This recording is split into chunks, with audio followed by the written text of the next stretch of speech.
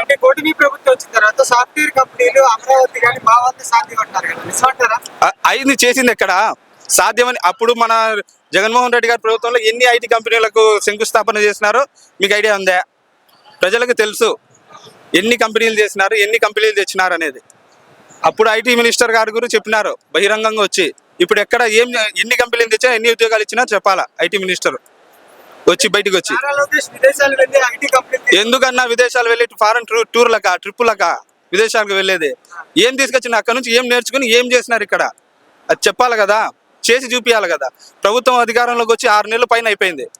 ఏం జరిగింది అభివృద్ధి? ఏం ఐటీ కంపెనీని ఏం మార్పు తీసుకొచ్చినారు? ఉన్న ఉద్యోగాలు పిగకుంటే సాలరా సామి అని సస్తున్నారు ఐటీ ఉద్యోగులు. ఏం కొత్తగా ఉద్యోగాలు రూపకల్పన లేదు, ఉన్న కొత్త కంపెనీలు తెచ్చే విధానం కూడా లేదు. నేను చెప్తున్నాను కదన్నా, మాటల ప్రభుత్వమే కానీ చేతల ప్రభుత్వం కాదు కూటమి ప్రభుత్వం. బాగుందనే తిరిగి మళ్ళీ ఆ ప్రభుత్వమే రావాలని ఇప్పుడు ఇంత దూరం వచ్చినాము.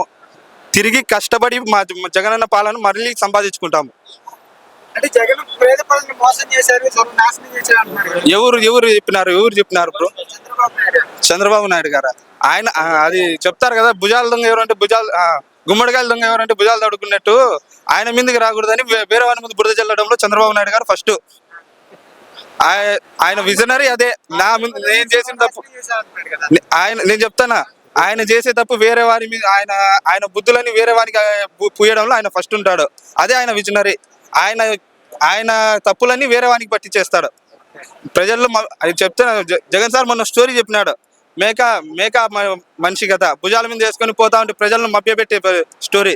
సేమ్ అది వాస్తవం. అది చంద్రబాబు నాయుడు గారు కానీ, డిప్యూటీ సీఎం కానీ, ఈ AP Andhra Jyothi, ABN, TDP yellow media కానీ వాళ్ళు కానీ